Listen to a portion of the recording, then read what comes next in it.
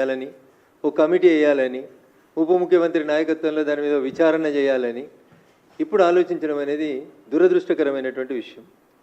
నేను చెప్తలేను ఇవి, రేవంత్ రెడ్డి గారు చెప్పినటువంటి మాటలనే మళ్ళీ మీ ద్వారా రైతన్నల పక్షాన ప్రభుత్వాన్ని నిలదీయాలనే ఉద్దేశంతో ఈరోజు మీ ముందుకు రావడం జరిగింది. అభయహస్తం మేనిఫెస్టో అలా రాహుల్ గాంధీ మొన్న ఏదో శంకరుని బొమ్మ చూపెట్టి పార్లమెంట్లో అభయముద్ర అభయముద్ర అభయహస్తం అని ముచ్చట చెప్పిండు. రాహుల్ గాంధీ గారు చెప్పిన అభయహస్తం మేనిఫెస్టో, రేవంత్ రెడ్డి గారు ఇక్కడ విడుదల చేసినటువంటి వరంగల్ రైతు డిక్లరేషన్ ఏం రాసిరంటే అన్న దీంట్లో మొదటిది, కాంగ్రెస్ ప్రభుత్వం ఏర్పడిన వెంటనే రూపాయలు 2 లక్షల రైతు రుణమాఫీ, ఇది మొదటిది. రెండోది ఏం రాసిరన్నా, ఇందిరమ్మ రైతు భరోసా, భూమి ఉన్న రైతులతో పాటు కౌలు రైతులకు కూడా ఏడాదికి ఎకరాకు రూపాయలు 15,000, భూమి లేని ఉపాధి హామీ రైతు కూలీలకు ఏడాదికి 12,000, అన్ని పంటలకు మెరుగైనటువంటి పంట రేటు. ఇది నేను రాసింది కాదన్నో, మూతపడిన చక్కెర కర్మాగారాలు తెరిపించి పసుపు బోర్డు ఏర్పాటు చేస్తాం, పంట బీమాతో మన్రేగాని అనుసంధానం చేసి వ్యవసాయానికి రైతులకి ఉపయోగకరమైనటువంటి పనులు చేస్తాం. దిస్ ఈజ్ కాల్డ్ వరంగల్ రైతు డిక్లరేషన్ చాప్టర్ 3 అభయహస్తం మేనిఫెస్టో. గౌరవనీయులు పిసిసి అధ్యక్షుని హోదాలో రేవంత్ రెడ్డి గారు పుస్తకం రూపం లోపల ప్రకటించినటువంటి కాంగ్రెస్ మేనిఫెస్టోలో రైతులకు సంబంధించి వారు ఇచ్చినటువంటి హామీ ఏమన్నారు, ఇంకా డిసెంబర్ 9వ తారీఖు సోనియా గాంధీ గారి బర్త్డే, తెలంగాణ ఇచ్చిన తల్లి సోనియమ్మ పుట్టినరోజు డిసెంబర్ 9, కాబట్టి డిసెంబర్ 9 లోపు 2 లక్షల రూపాయల రైతు రుణమాఫీ చేస్తామన్నాడు. తెలంగాణ మీద గౌరవం లేదు, సోనియమ్మ మీద గౌరవం లేదు, ఆఖరికి వాళ్ళు పెట్టుకున్న రైతు భరోసా పేరేంది, ఇందిరమ్మ రైతు భరోసా. ఇందిరమ్మ పేరు మీద గౌరవం లేదు, సోనియమ్మ పేరు మీద గౌరవం లేదు, వరంగల్ రైతు డిక్లరేషన్ పేరు మీద గౌరవం లేదు, కాంగ్రెస్ పార్టీకి తాను ఇచ్చినటువంటి ఎన్నికల మేనిఫెస్టో మీద అంతకంటే గౌరవం లేదని చెప్పడానికి ఈ ఒక్క పేజీ చాలని నేను అనుకుంటా ఉన్నా. అందుకని ముఖ్యమంత్రి గారు ఆయన భాషలో చెప్పాలంటే పాలమూరు జిల్లాలో తొలుత అని చెప్తారు, ముఖ్యమంత్రి గారి భాషలోనే చెప్తా, నేను చెప్పింది కాదు, తొలుత ఆయన అన్నమాట. తొలుత తొలుత అంటే ఫస్ట్ అని అర్థం. అట్లా పాలమూరుల భాషలో జర అదొక పదంగా టిపికల్గా వాడతారు దాన్ని. దాంట్లో చెప్పిండు ఆయన, ప్రముఖ తెలుగు దినపత్రికలో వాళ్ళ నాయకుడు, ప్రస్తుత ఎల్ఓపి కాంగ్రెస్ పార్టీ లోక్సభ పక్ష నాయకుడు రాహుల్ గాంధీని పక్కన పెట్టుకొని ఆయన చెప్పినటువంటి మాట, తొలుత రైతు రుణమాఫీ అన్నాడు. ఇంకా తొలుత రాలే, తొలకరు రాలే ఈయనకి, ఇంకా తొలకరు వర్షాలు ఎప్పుడు వస్తాయో తెలియదు ఈయనకు. తొలుత అంటే 9 నెలల. ఇవాళ డిసెంబర్ 7వ తారీఖు రోజు ముఖ్యమంత్రిగా ప్రమాణం చేసిండు.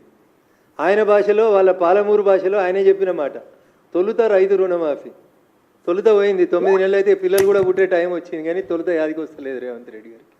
ఇప్పుడు ఉప ముఖ్యమంత్రి గారట, ఇంకో 4 మంత్రులట కమిటీ చేస్తారంట. My question is straight to the state government and honourable chief minister. Committee నివేదిక ఇచ్చిన తర్వాత మళ్ళీ ఈ డబ్బులు తెచ్చుకోవడానికి మళ్ళీ అడిగిపోతావు, ఏడికేళ్ళు అవుతాయి, ఎన్ని లక్షల కోట్లు వస్తాయి అసలు డబ్బులు, ఎన్ని లక్షల కోట్లు కావాలి రైతు రుణమాఫీకి?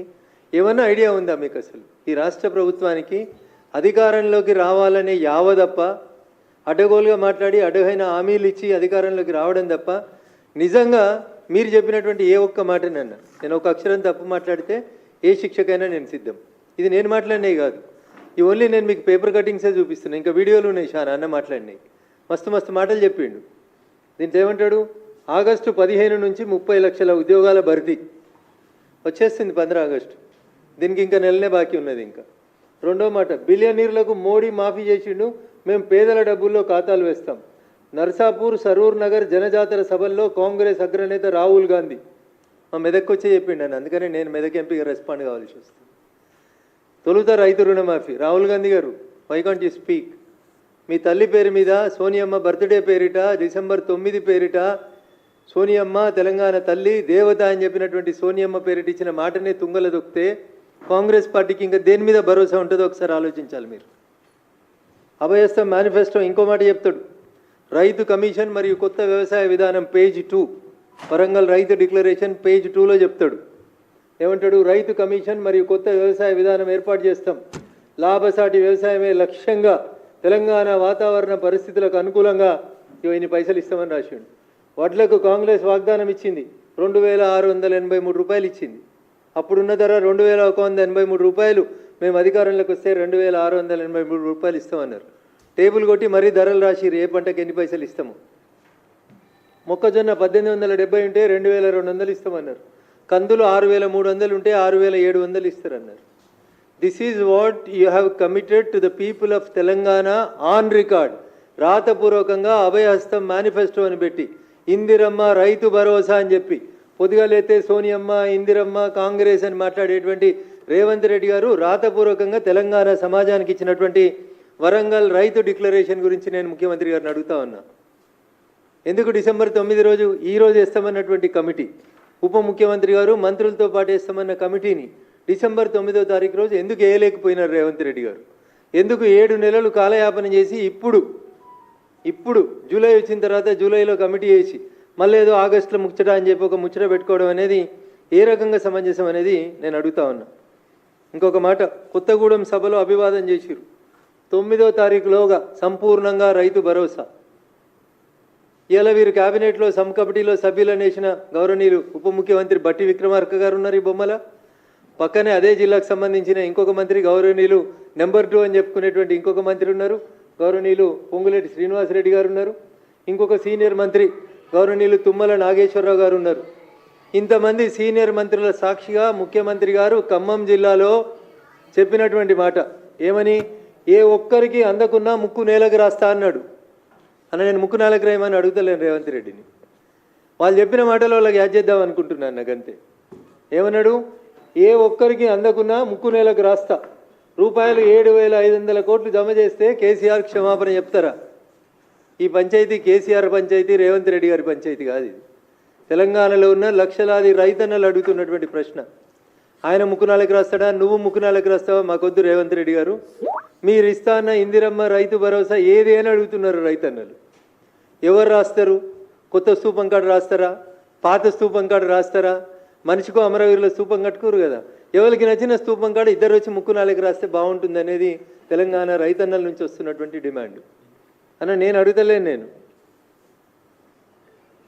ఏడా కొత్తగూడెం జనజాతర సభ, కొత్తకోట, సీతాఫల్ మండి, ముషీరాబాద్ కార్నర్ మీటింగుల్లో సీఎం రేవంత్ రెడ్డి గారు చెప్పినటువంటి మాటలు.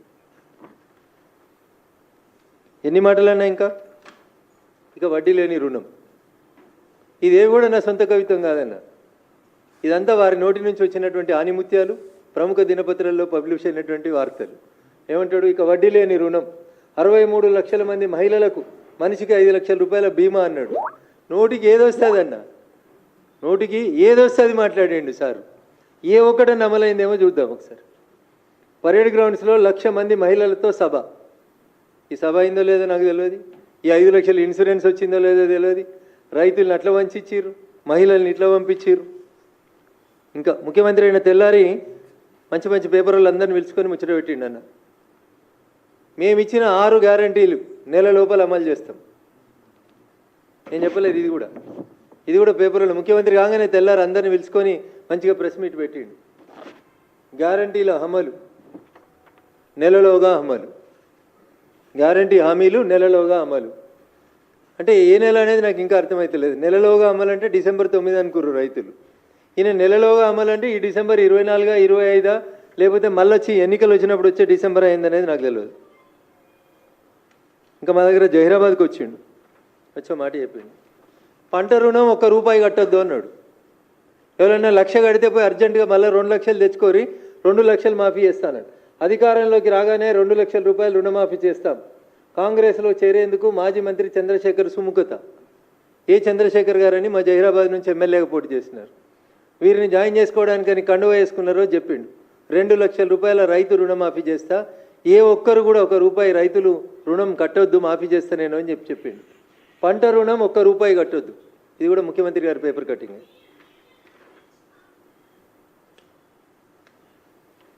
9లోగా సంపూర్ణంగా రైతు భరోసా. 8వ తేదీ నాటికి రైతు భరోసా పూర్తి. 8వ తేదీ ఒకరోజు ముందే జరిపి చెప్పిండు. ఇప్పుడేమంటుండు మళ్ళా, లక్ష్మీ నరసింహ సాక్షిగా చెప్తున్నా, లక్ష్మీ నరసింహస్వామి దేవుని సాక్షిగా చెప్తున్నా. ఏమని, 2 లక్షల రూపాయలు రుణమాఫీ చేస్తా 15 ఆగస్టులోగా అన్నాడు మొన్న ఎంపీ ఎలక్షన్లలో.